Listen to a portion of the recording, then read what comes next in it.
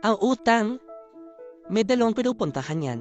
Pag ang utang ay kinuha mo para sa halimbawa, negosyo na magbibigay sa ng malaking return at kaya ka lang umuutang para ma-take advantage mo yung malaking kikitain mo pag ginamit mo yan dahil kailangan mo ng pera para sa venture na yon.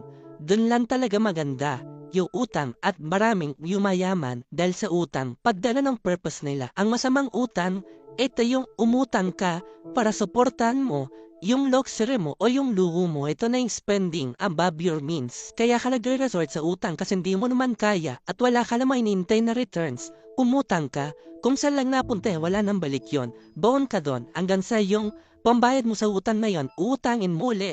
Yung pambayad mo sa utang na yun, utangin mo uli. Hanggang nag-compound utang mo.